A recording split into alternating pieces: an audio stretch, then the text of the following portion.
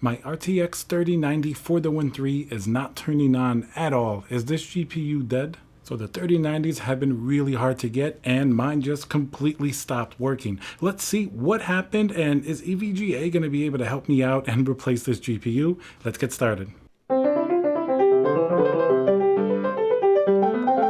Hey guys, Tiago with Classical Technology here. Smash that like button. They say every time you smash that like button, EVGA will definitely fix your broken GPU.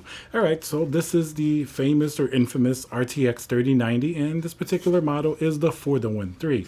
Now, it stopped working. You saw the intro. We're going to talk a little bit about that and some of the history. It's actually kind of funny because a while back when I actually got this GPU, a few people posted and they said, just wait, your 3090 for the Win 3 most likely is going to stop working because theirs had stopped working. Apparently, there were a string or a number of for the Win 3 GPUs. This is going to be both the 3080 and the 3090 that flat out just stopped working. Either they would give you a code on the motherboard, or some of them would flash a little red light indicating that the GPU was no longer working. So first, let's talk about exactly what was happening with this for the Win 3 GPU. Now, I have this one as well as a second one that I was testing SLI with, and then I split them up into different systems. GPU was working perfectly fine, never had any problems, any artifacts or anything like that. One day I go to boot up the system and it's an Asus motherboard and it's not booting up. The screen is dark.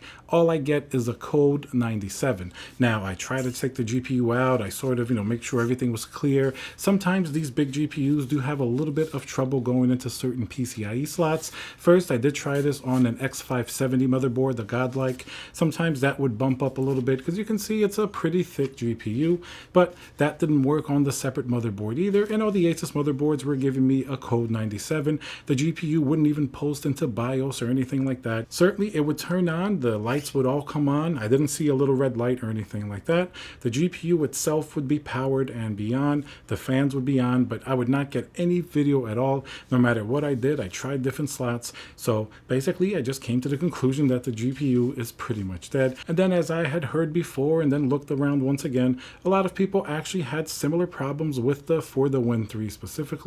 If you search for the 3080 or 3090, you'll see that a lot of people actually had dead GPUs. Now, I'm not sure if there's an actual cause or if something's going on. Some people that had a dead GPU also had a water block on their GPU, but most likely I don't really think that's connected. Most of the time, a water block's not really going to damage your GPU.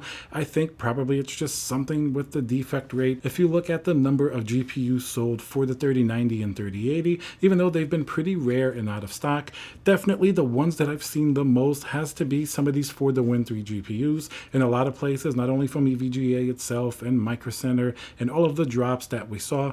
Definitely we would always see a large number of for the Win 3 GPUs, definitely more than some of the other brands. So it's certainly a GPU that's out there in a very large amount. So you would think that you would have more incidences and more problems reported just because there's more out there in the populace. Now, certainly it's very upsetting to have a GPU like this just stop working at all, but what can we do about it? Now, this is where we get to the EVGA support and their warranty. Historically, EVGA has been certainly one of the best companies to take care of their customers with their RMA processes, all of their, warranties and everything like that. With EVGA, I actually never had a GPU go bad, but I did have some power supplies that I needed to get an RMA for, and it was pretty easy. They never gave me any trouble. Basically, the process that I did to RMA this GPU, I went online to the EVGA, sort of your My page that has all the information. You register your GPU with EVGA, you put in your serial number and everything like that. So then you have to first contact support.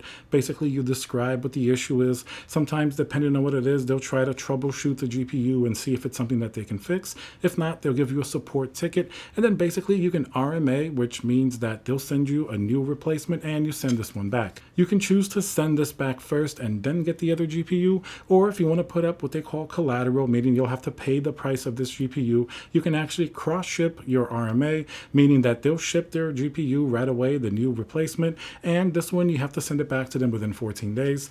That's definitely what I did. And EVGA right away were very helpful. They set up the RMA probably within 2 or 3 days. The replacement GPU for this was already on the way in shipping. So that's definitely a big testament to EVGA itself. And if you guys find yourself in a similar position and you have an EVGA GPU, that's certainly very, very reassuring. Now, there are different manufacturers. Everybody has their own warranties. Like I said, EVGA has one of the best reputations. I have had some good experiences with the Asus warranty as well. Not on the GPU, but this was on the motherboard, an X299 Rampage 6. I sent the motherboard back to them. It was having some issues and they replaced it. So it's always good to know that these expensive computer products are at least covered by RMA. Now, I was a little bit worried that it was going to take a long time due to all the GPU shortages, but it looks like at least EVGA, they have, of course, a separate supply chain for all of the customers that they have to do replacement parts for. So that's certainly very nice to hear. And I'd imagine at least the 3090, they may have a little more on hand. I know the 3080, 3070, 3060 Ti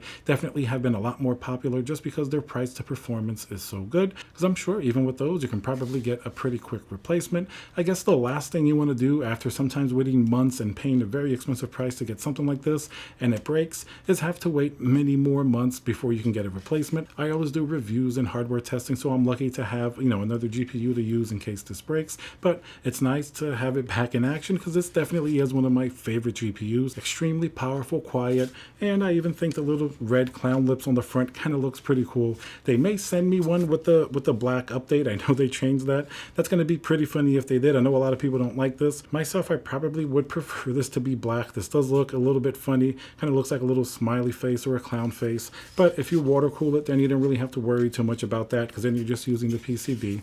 But anyway, I just wanted to tell you guys this little story about how this 3090 pretty much stopped working. It's just basically a big paperweight. Sending it back to EVGA, waiting to get the new GPU in. Hope you guys have a little bit better luck, but hey, it happens. At least we have the RMA process to cover these GPUs. Remember to subscribe, smash that like button, and I'll see you guys on the next video.